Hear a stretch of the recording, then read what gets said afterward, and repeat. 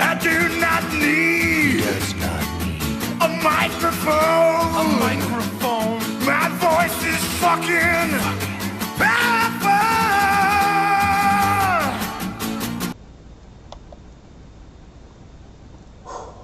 Wow, what a difference 4 days makes. TNA rebounded last Thursday after what I thought was a bit of a disappointing pay-per-view and final resolution. I definitely thought it was a strong show that ended TNA's recent streak of following up pay-per-views with lackluster impacts. I still have some of the same criticisms as before, too much backstage stuff, not enough wrestling, and so on, but the pros far outweighed the cons this week. As far as angles go, we had a great interview with Booker T, where he talked with Mike TNA about how he's going to take care of his wife, and then he's going to focus all of his anger, all of his rage on Robert Roode for what he did to Sharmell, punching her at the pay-per-view, breaking her jaw. It was short and to the point, it didn't go too long, said exactly what needed to be said. Booker T is the man, and his feud with Robert Roode just got a hell of a lot more interesting, which is good because it was starting to falter before last Sunday. Then there was a big confrontation with Robert Roode, Tracy Brooks, and Jim Cornette. I do think this got a little heavy-handed at times. I think the writers are playing up the domestic abuse angle a little bit more than is necessary with Robert Roode's character, but the audience was really into it, and so maybe I'm just way off base here. Who knows? I think Robert Roode was great in this segment, though. He made that audience hate him, and I think this is going to be the make-or-break storyline for Robert Roode. He's never going to have more heel heat behind him than he has right now, and if he can elevate his game and have a great feud with Booker T from this point on, then I think that'll be what determines whether or not Robert Roode has what it takes to hang in there with those top guys, or if he's just going to stay in that upper mid-card area. So the ball's in his court right now. In addition to that, after what feels like forever, they finally pulled the trigger on the Robert Roode's #1 fan angle. The woman who we're now calling Ms. Banks came in and attacked Tracy on the ramp. And for those of you who don't know Ms. Banks, she has been working on the indie circuit for a while under the name Rain. And I don't really know too much about her, but I know she's been working for Shimmer, the women's wrestling company Shimmer.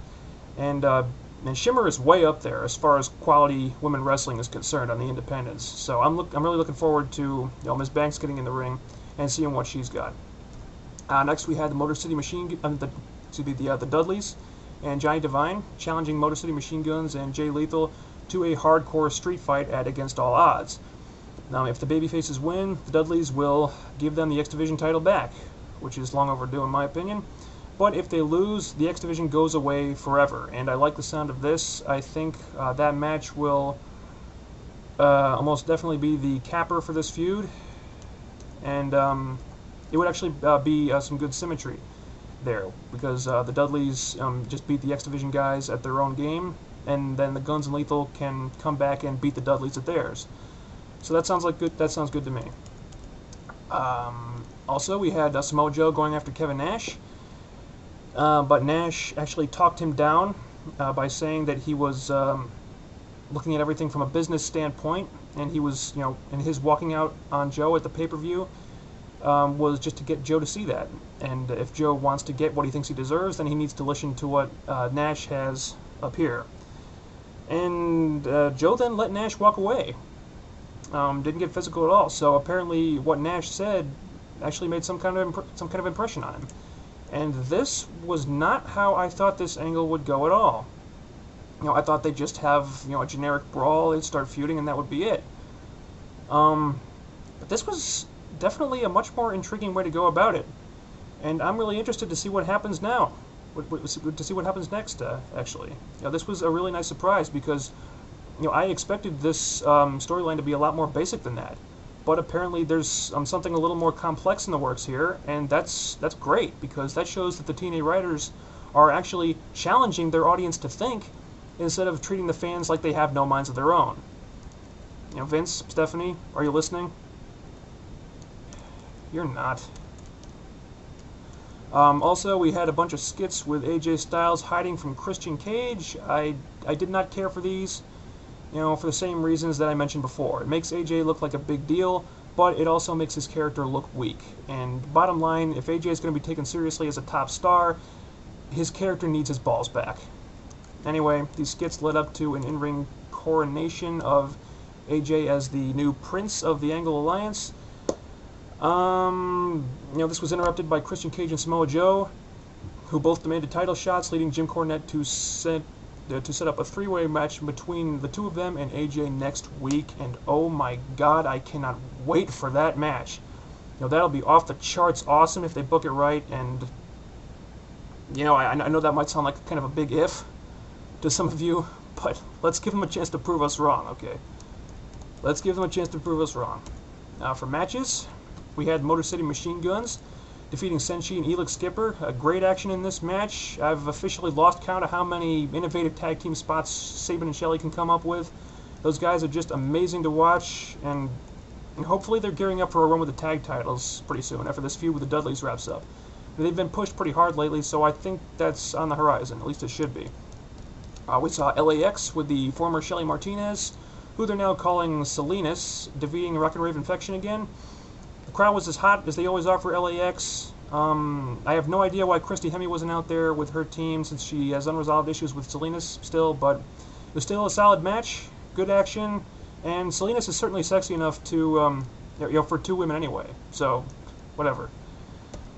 Also, we had Sanjay Dutt and Petey Williams versus VKM. This was exactly what you'd expect. VKM were terrible, just like they always are, but Petey and Sanjay busted their butts enough to make that match watchable. During the match, Scott Steiner came out and switched his Feast or Fired briefcase with Petey's. Now, Petey noticed this and took off after Steiner, leaving Sanjay by himself in the match. But then, Sanjay won the match on his own, which was awesome. And then, he planted a big old celebratory kiss on Jay Lethal's girlfriend, SoCal Val, which I absolutely loved, because this means that they are officially teasing a heel turn for Sanjay Dutt, and a heel turn is exactly what Sanjay has needed this whole time to make this guru gimmick work. Until now, Sanjay Dutt has been the babyface who preaches peace and love and rainbows and puppies and hugs for everybody, and it just doesn't work. But if you turn that into you turn him into a hypocritical heel character who preaches peace and love and goodwill towards his fellow man, and then turns around and blindsides you, gives you a low blow, hits you in the face with a chair, and then tries to steal your girlfriend, that has potential. That has definite potential, I think. Then after Sanjay left, VKM did a promo where they continued to tease a breakup. The entire crowd chanted DX rejects the whole time, which should show the TNA creative team exactly what their audience thinks of VKM. And God bless the crowd in the Impact Zone for that.